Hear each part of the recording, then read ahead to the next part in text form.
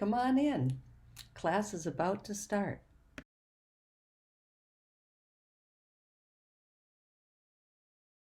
So we are Today is Course in Miracles Workbook Lesson 293. All fear is past and only love is here. So, all right, all fear is past. So Michael was mentioning the continuity between these recent lessons and the idea that forgiveness is rooted in the past. Yeah. And that the past is gone, and when you're in the present moment, you realize the past is gone, and therefore we need to realize that sin is gone, the conflicts are gone, anything that's unlike love is gone. And what that did for me was all my future anxiety that I fear, what's going to happen in the future, is really a cover for this past that I'm still letting bother me. So when I come into that present, I'm not thinking of the future or the past, and I've shown all fear is gone. So that really is a practical way of looking at it, because when I look at this lesson, some of the things in it seem pretty amazing. Actually, it's in the section that we're supposed to be reading with it. What is the real world? And it goes right along with this lesson, of course. But what is the real world? The second paragraph has got some pretty radical things to say. Well, the radical stuff, it builds up to it, but the radical thing to me is there in the real world. So that's in paragraph 2, sentence 4. There are no cries of pain and sorrow heard. In the real world. In the real world. That's the there. For nothing there remains outside forgiveness. And the sights are gentle. Only happy sights and sounds can reach the mind that has forgiven itself. I'm telling you, that seems to me to be a huge step. So think about it. Think about all the things that we look out at the world and we see cries of pain and sorrow. This is where... In our own cries and sorrow. On our own, well, that's where it comes from, because it says this, we can dissolve that by forgiving ourselves. I mean, just look at how huge this is. This is saying that when I look out and I see, the sorrow of children separated from their parents, for an example, that's one that really hurts when I think about it. Yeah. It's not real. And when I forgive myself, I will see it differently. That's the miracle. I mean, he is talking about miracles. Well, this is this basic law of perception that he's articulating in the Course. And you see it especially in the lesson, I feel the love of God within me now. And he's saying, here's the basic law of perception. It's just like rose-colored glasses show you a rosy world. Yellow sunglasses show you a yellow world. Yeah. All perception originates here. Yeah. And that's the fundamental transition and transformation the Holy Spirit says. Right. Your perceptions start here. It's not saying, don't deny what you see as children being hurt or all of that, but understand that you've answered your call for love, because the call starts here. Yeah. You've answered your call for love. Now you're able to answer others' calls for love. And you may be guided to go do something about the way children are being protected, but just your very being is sending love to that situation. I know that is how the real world works. Yeah, so it starts here. That's the big transition. Right. And so it's like Michael was saying, that you may do a physical fast, you may do physical things like that, but it's really about the mind. It's always about the mind. Yeah. Yeah. And the true power of the mind. Yeah. Okay. So the whole idea that we can transform the way we see the world. Everything. I saw something very interesting along those lines. Tell me. It was like an infomercial. You know how they come on YouTube, and if you're interested, you keep it, right? Well, this one I kept, and it was like a, I don't know, 15-minute, well-produced program about a young man, well, he was young at the time, who had been a promoter of strip clubs and bars and things like that. And he decided to change his life and take a fast from that kind of stuff. Mm-hmm. And he wanted to volunteer to help. So he applied to all the big organizations, UNICEF and Save the Children and all these big ones. Yeah. And they wouldn't take him because of his past. But he found one that if he paid $500 to carry his own costs, they'd let him volunteer on this hospital ship. And so what he saw when he went, this ship traveled up, my understanding, up and down the coast of Africa, and would stop at the different places and offer services. And what he saw, he realized the doctors couldn't take care of this amount of suffering, this amount of sickness, and that so much of it came from bad water. Oh. And so what he did was create a program, and it's really a beautiful program, to make wells and clean water and cisterns available. And so when he looks at this situation, he sees solutions. Uh-huh. He sees, oh, great, here's an opportunity for me to help. Yeah. And I think that's part of how the transition to the real world comes about. So say that again. The transition begins when we see, instead of saying, oh, terrible, suffering, horrible, it's like, here's someone I can help.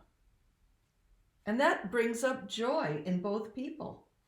All right, so let's tie that to what we just read in this, what is the real world? Okay. Because that first sentence says, the real world holds a counterpart for each unhappy thought in your world. So what does that say to us?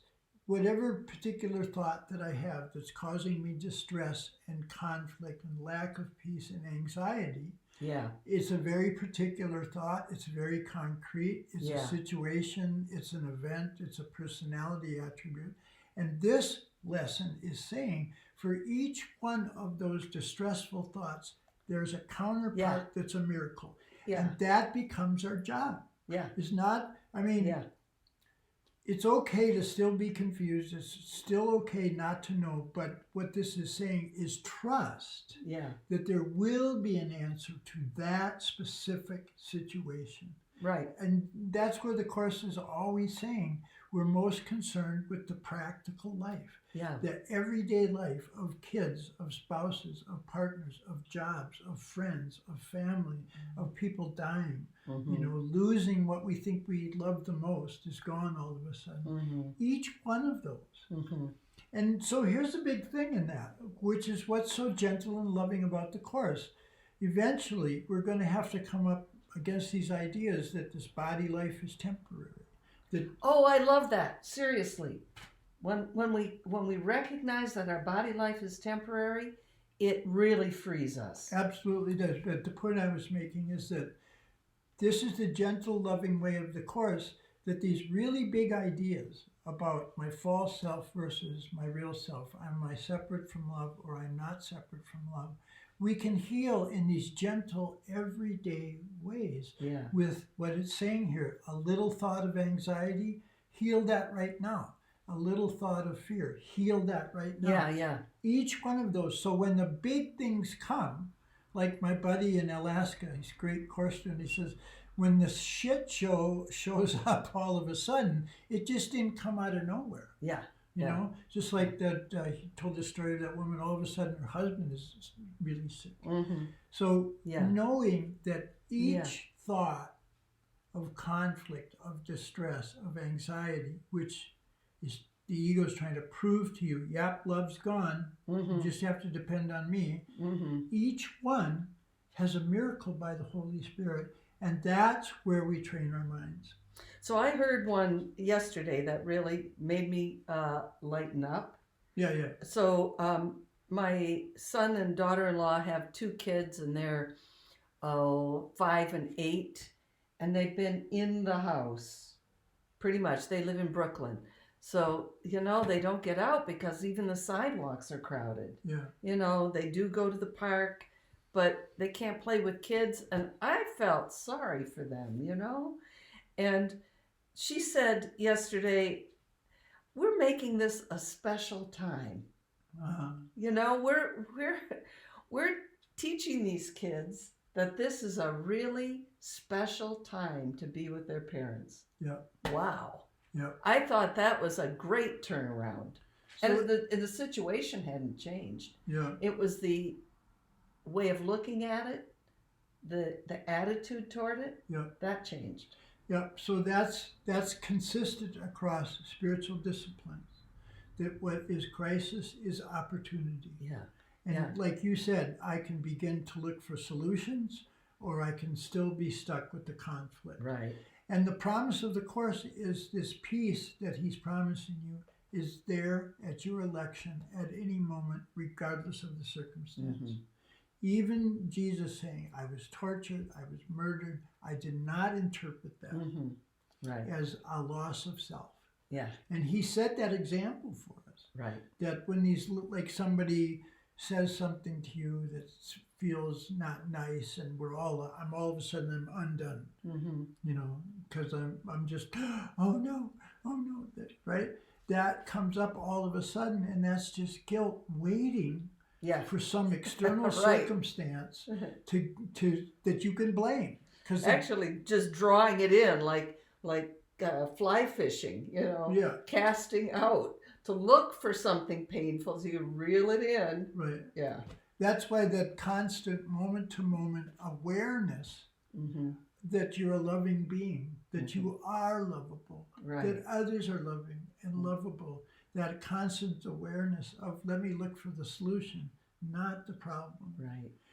Jan and I get a lot out of Mr. Rogers. Like, we're Mr. Rogers' neighborhood kind of deal because...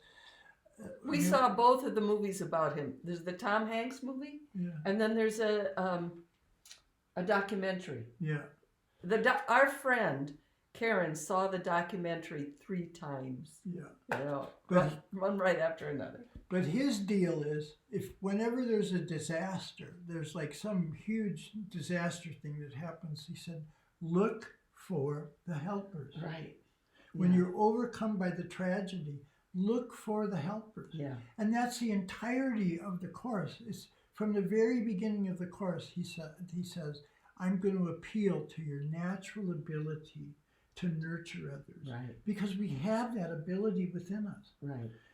And we were talking about the other day, or this morning I was talking about with you, this place where you're being a healer and you're there for other people. And you realize that that's the beauty and the grace of love working through you. And what I mentioned was forgetting I've got to take care of myself first. Right. I've got to let this come to me first. Right. And when you forget that, then your work of loving other people's can be a burden. It can seem like a burden. But that's why perception starts where? Here. Right here first. Right. And I have complete control. Yeah. Over how I'm seeing. Right, we do. So as you're talking about being a healer, being a miracle worker, and how we talked about this, I think the last time we were on Edenshire, how if we're coming from our sense of self and needing to give, we're going to be depleted fast, because the self, the ego self, really is like a closed circuit. Whereas if we're reaching to the love that is within us as the Christ, as the one self we all share, if we see that as our source, then it comes through us and blesses us as we send it out. And we won't send it out unless we're being told to. Yeah. Whatever the form of love Whatever to the be form expressed. is. See, that's where Michael was making this point about don't ritualize your practice. Don't set it up as a ritual. And what's meant by that is our tendency is to list 9 things. If I do these 9 things, then I'm a miracle worker. Yeah. So we list out all the protocols and the procedures. Whereas what the Course is saying is your guidance is moment to moment. Yeah. It's dynamic in the moment. And that's why he's saying each thought that comes up has a counterpart, right? So rather than ritualizing the behavior and say, well, I'll do this and I'll do that and I'll do that, listen in the moment. I'm not listening to the call of love. I'm listening to the call of fear. I'm listening to the call of anxiety. And why? I don't want that. We really don't want that. We don't want it. But you know what I've learned? We have like a set point that we started with when we're kids, or maybe we developed it in our early adulthood or something. And it's like a certain amount of anxiety or anger or whatever seems normal. That's it. And so we will keep on going to that point. We'll keep on going to, okay, now it's okay. I've got, on the scale of heavenly being 0 anxiety and hell being 100, well, I'm at about 25. That's okay. That's good. Yeah. And we really shouldn't settle for that. It's like that little bit keeps us in an ego state. So even if we could just get to I don't know if we can get to 0 in a holy instant. I don't think I ever have. But getting to that real lack of worry, anxiety, tension, meanness, that's what that is. Doing that, then we're available for a new way of looking at things. So what I heard you saying was, and this sounds completely correct, we normalize a little bit of pain and a little bit of suffering. Yep. And what the Course is saying is you think in totalities. There's no such thing as a little bit of pain or a little bit of anxiety. Your little bit of irritation is really a rage behind it. A cover for intense rage. Intense rage because, oh my God, I left love. Yeah. I separated from love. Yeah. I stopped being the perfect being that I am. Yeah. So that idea of normalizing it a little bit, that's the crucifixion myth. Yes, so it is. Think about how the world speaks when it looks at leaders and it looks at people who do wonderful things and they say, look how much they sacrificed. I know, look how much they suffered for you. Look how much they gave up. And that's the phony kind of renunciation, because it's not a sacrifice to give up pain. That's right. And it's not a sacrifice to love. And it's not loss to lose loss. Yeah, right. And that's what fear is. Fear is a loss of love that we're believing in. Yeah. And that's why if you just get in touch with the fear, it has to be translated into a call for love that you answer right now. Yeah. So normalizing that pain, little bits, okay, that's like I always tell the story with my kids, like they do something and I go, that's no big deal. And they do another, that's no big deal. And then they do another, and then finally I'm just enraged. Yeah, because you didn't look at it. I didn't look at it as it was developing. And all of a sudden we're in this big drama about what's wrong. And then we make up stories about you always do such and so. And there's a whole narrative that goes along with it, that you can prove they're wrong and all that. And it's like the real world is a world of perception. So we find ourselves in the real world from time to time. When we're really accepting forgiveness for ourselves, then there's nothing to project on anybody else or on our body or on our situation. When we accept ourselves as God created us, then we're in the real world. It's like, this is beautiful. And it doesn't necessarily look beautiful on the outside. The floor is still dirty and the dishes need to be done and all that, but joy is in our awareness. Yeah. And that's what the real world is. We look out from the wells of joy within to joy without. Yeah. I mean, in chapter 30, that's how he describes the real, one way to describe it is forgiveness is always justified. Yeah. Right? Yeah. I mean, you begin to see that these acts of forgiveness, these acts of suffering that I have inside can be healed immediately. Right. If I'm willing to set aside just for an instant how I'm perceiving. Yeah. Because the real world still is perceptual. It's just that the way the perception works is not from the outside in anymore. It's from the inside in. Inside in? From the inside out. I mean, yeah. And that comes from Christ self and Christ's vision. Right. So that's what he's saying to us.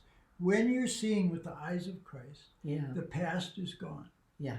Okay? The past is no longer operating in your awareness, and you're in the present with a miracle. Right. And you don't have future anxiety then, because you've realized, okay, well, I make mistakes. I may be perceiving this wrong, but I know that the grace of love of the Holy Spirit will correct them. So I'm not anxious about the future. Right. I'm not preoccupied with the past. I just stand in this moment. Right. And maybe I'll get guidance to, go save the children's fund or something or whatever. Or maybe not. Or maybe not. Yeah. I mean, I'm just saying that's why Michael was talking about not ritualizing your practice, because our practice of this has to be dynamic in the moment. Right. Moment to moment. So that whole idea that if I let go of the past, what is he saying? Only my present happiness is there. Yeah, so today's lesson 293 is a lot about time. And I'm realizing as I read this that time and causality, I'm seeing how they're connected. So I'm going to use an example that I talked with you about recently. Yeah. The idea is, so we've got this little bus moving along, and it's got, discharge that how buses are sometimes dirty exhaust and smell. It's moving along in time, leaving that stuff behind. The past is over. And it's not unlike us moving through time and leaving a trail of, not such great stuff, right? Okay. But the thing is, it's behind us. We're moving away from it. And this exhaust can't drive the bus. It's not causal. Right.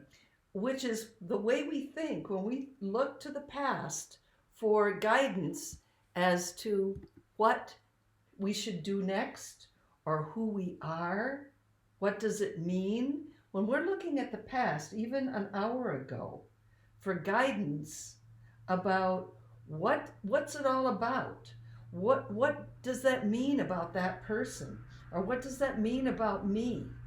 What can I learn from the past that will guide my future? That's like the bus moving along and the bus driver saying, oh, go collect that crap behind us and we'll use that as fuel. That just is not the kind of thing that is going to be helpful at all. The Course is telling us there is no cause except the Christ. There is no cause except God moving in us. Love is cause. Yeah, and I know I know you know this is true, that we totally forget of the past, but whatever was loving, is remembered. Whatever's loving is still used. Right. Yeah. So that's how he breaks the oppositional thinking in our mind. We forget everything that was not like love, and just remember what was loving. Right. And then that's what informs our thoughts. Right. So and then how that cancels future anxiety or future situations where I end up in the same confusion or distress is that if I've let go of the past, like I can say, if I let go of whatever I did as a parent, good, bad, or indifferent, if I let go of that, then I'm free to start over, Yeah. to experience and to learn how to love in the moment. Yeah. But if I haven't let go of that past, then I'm trying to make myself better in the moment based upon how I think I was in the past. Yeah. And that's not how we make ourselves better, because the present are better. The present holds a counterpart for each unhappy thought here. Right. It's not from the past. Right. It's right in the present there. Yeah. So I don't have future anxiety because I'm still not trying to prove I really was a great guy back then. I wasn't a great guy back then, right? I mean, in some ways I was not a great, but I can just access the present is the point. Yeah.